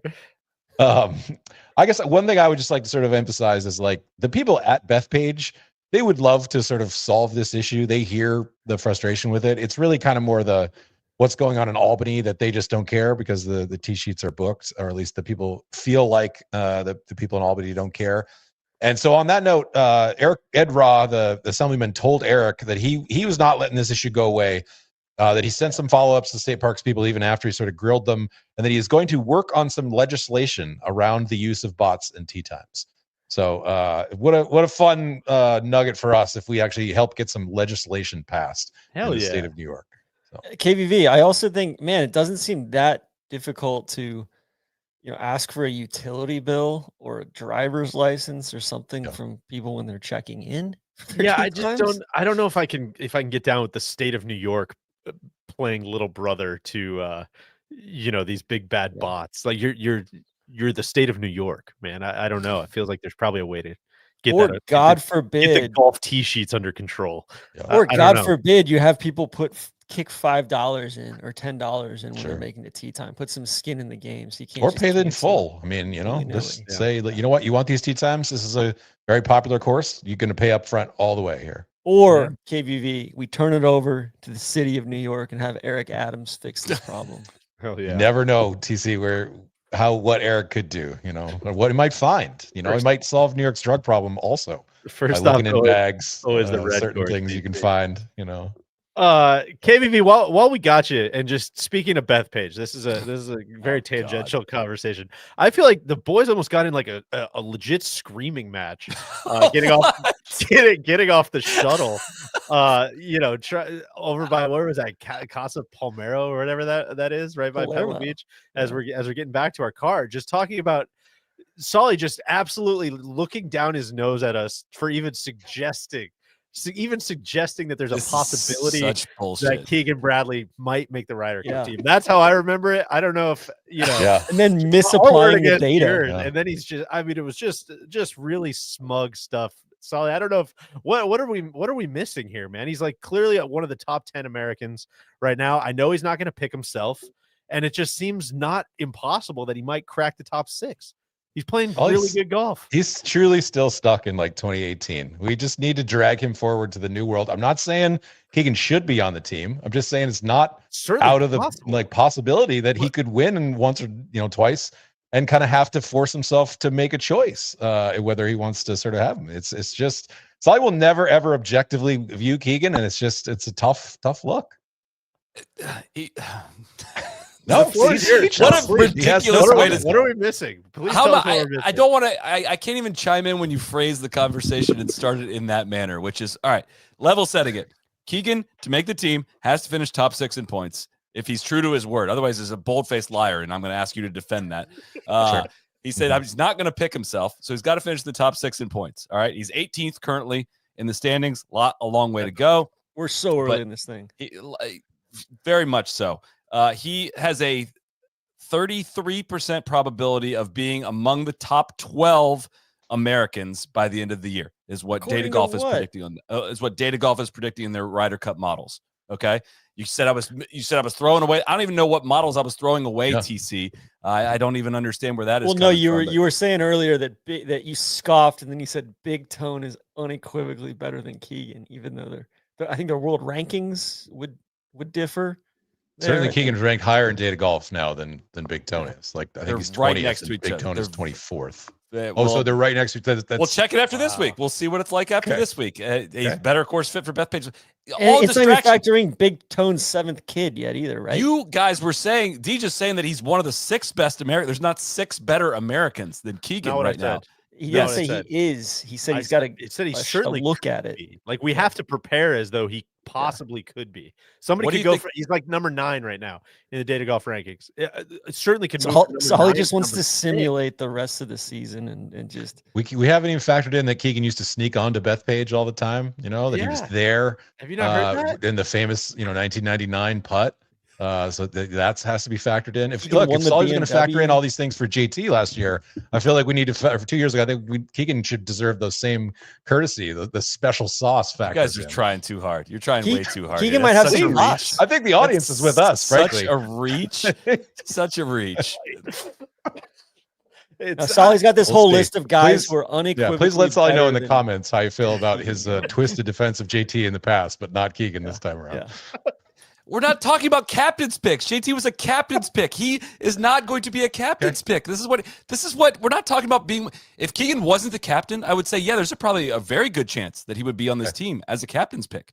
All right. That is the frame around the conversation. It drops which is, off after he's the fourth or fifth, captain.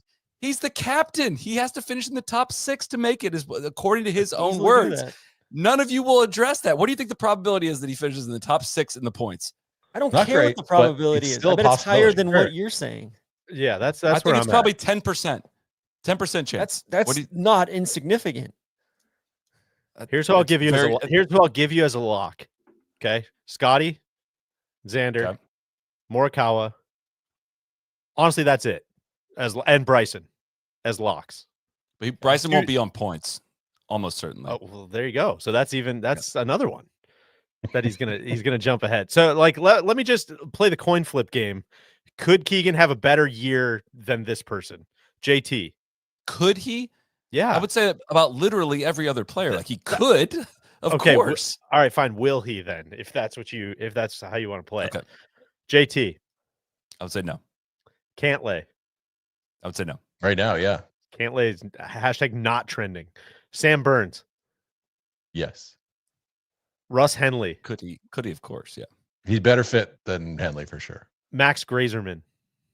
Yes. Those are the only players that are ahead of him on the data golf rankings. Zalatoris better get on his horse. Is it shocking that he could, beat out Keegan all is the in a pool of like 20 guys right now, and you're just picking his name out to be like to imply that he would have a And better you're just chance relying of on noisy data. beating these top 6 guys. What are you relying on? The Where eye does it- test like, and my gut. I think mostly what And we're the data. feeling like is that Being a the ball American bottom of the lineup is pretty bad. It's home As of field advantage is going to February, be I really would say put to the yes. test if that's very thin if that's what it Which is. one thing I've got an issue with. I need to take it up with Dodo and NLD.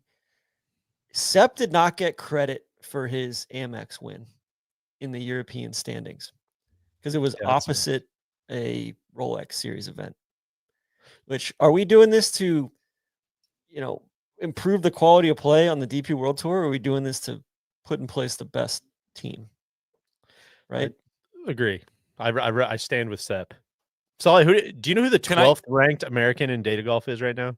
I don't think I want to know. It's probably like Davis Thompson or something like that. Captain America, Patrick Reed. Oh God, it's not good. I don't feel It's good not about good. Wow. any of this right now. But all right, let's just go around the horn right now.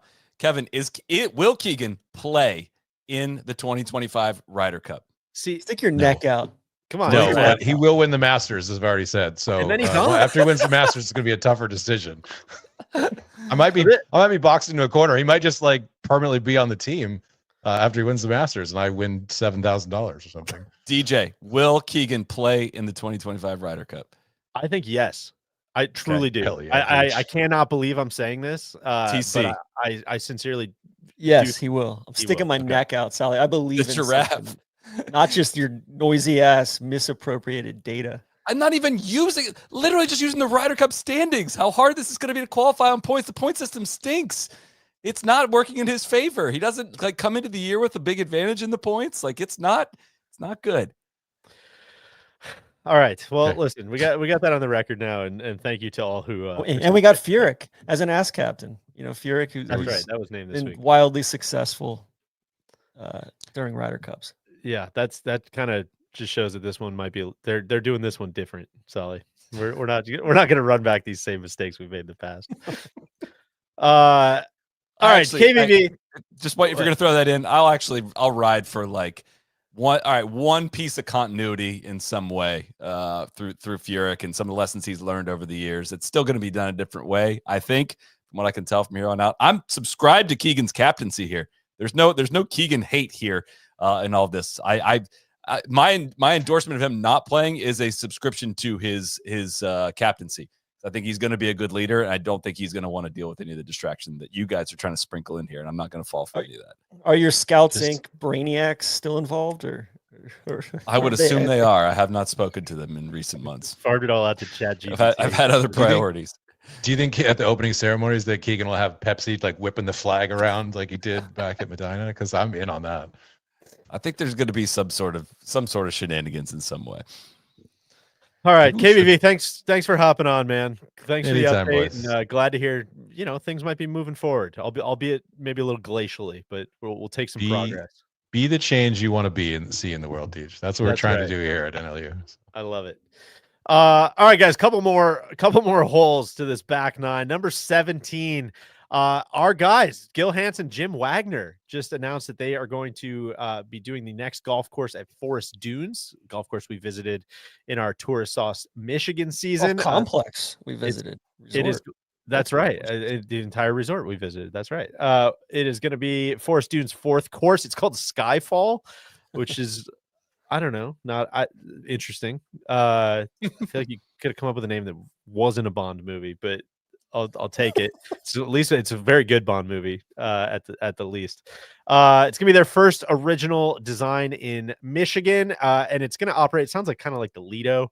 It's gonna operate like a private club, but with limited tee time set aside for resort guests. Just flagging that for the Buddies Trip planners out there. That was announced this week. Anything to add from you guys on that one?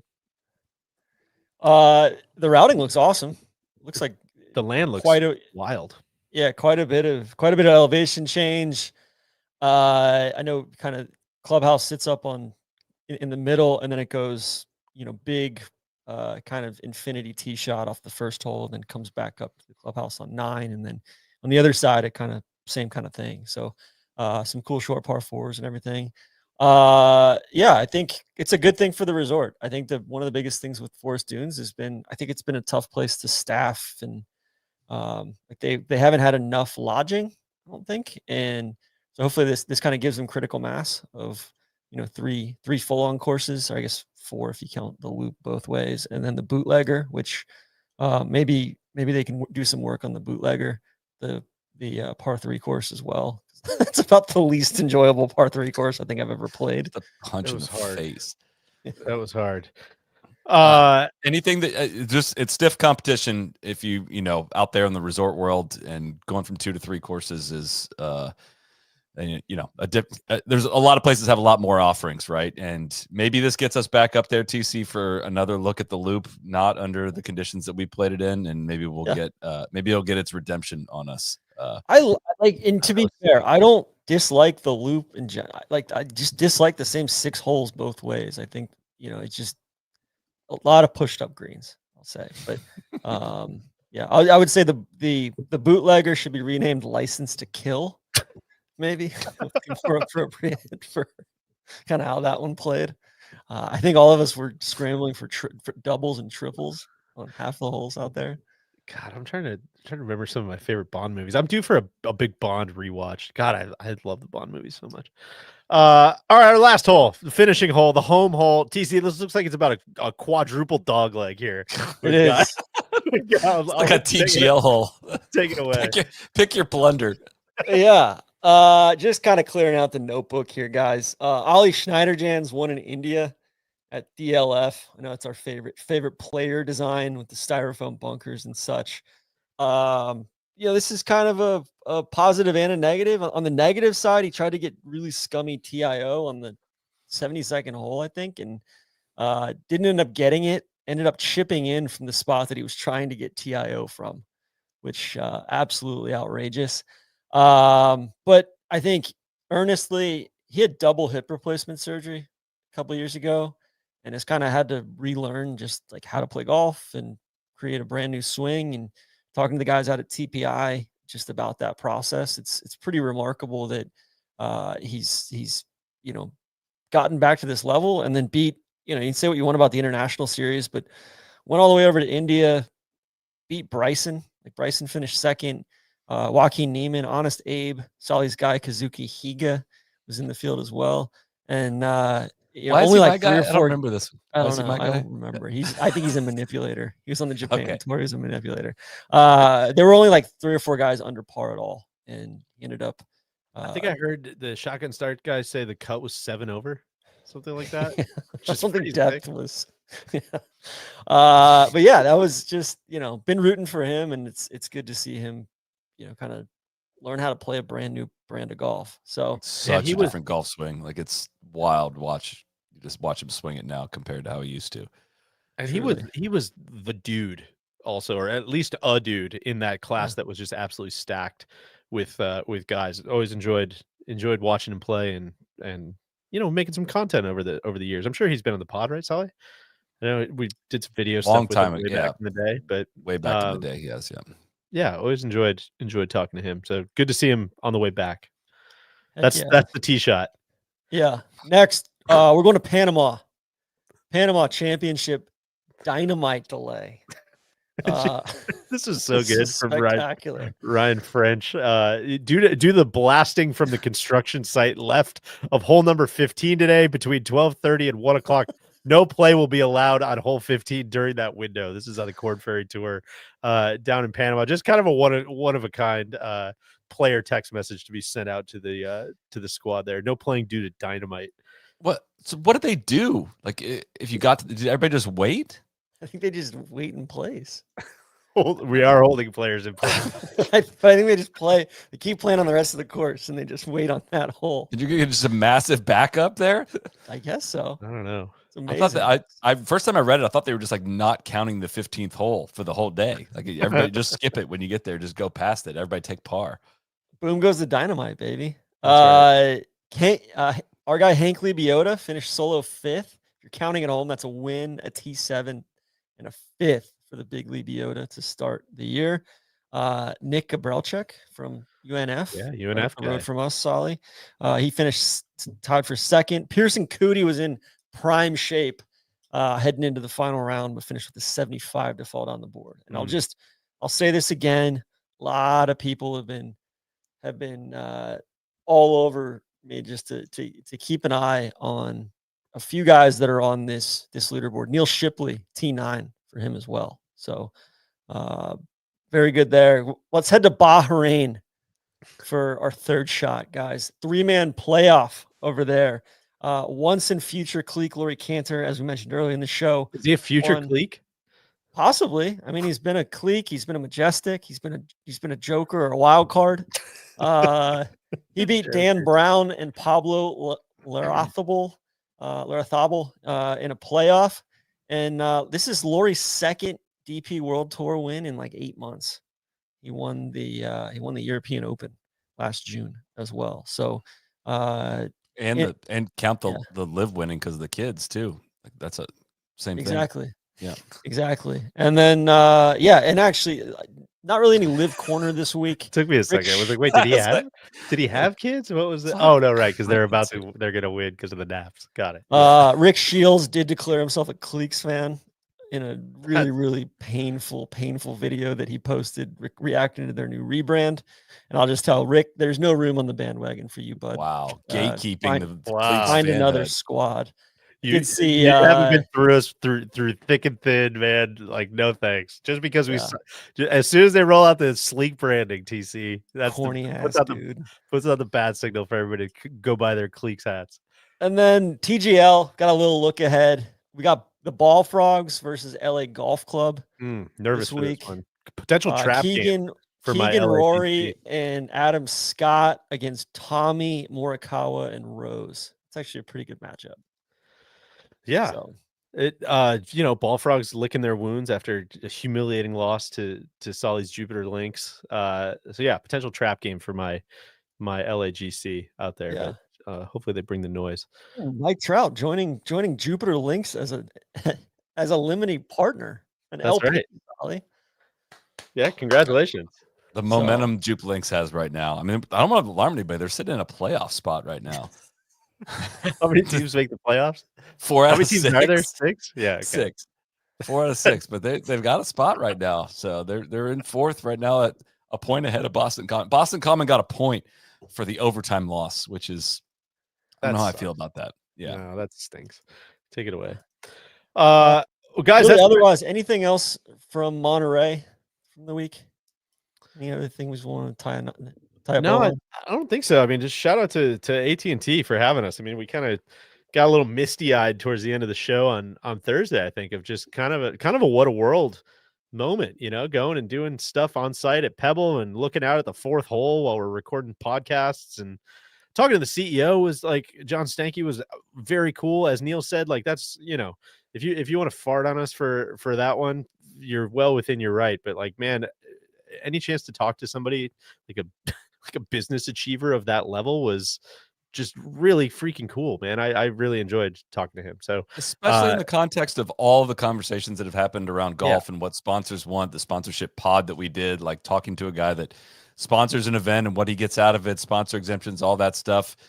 If you want, like you said, you feel free to dog on us. If you want to, we're not the rights holder of the golf, like pausing the golf to do a CEO interview, like, which is what we've ripped on for many, many years on telecast. Like that was not it. This was a dive into some golf related topics with an influential person in the world of golf, which I really, really, really enjoyed picking his brain on a lot of things. And I mean, kind of, I guess where a lot of some of our frustrations with the tour and golf in general have stemmed from like not being able to do things like this past week, like we were this time, like having a sponsor with a vision to bring us out and be like, hey, do your guys thing, do your show. Like we don't, we're not, this whole thing doesn't need to just be about AT&T. It's like, do your guys' 6 hours of bonus content from on site this past week. It was a lot of fun to do, and we were set up very well to do it.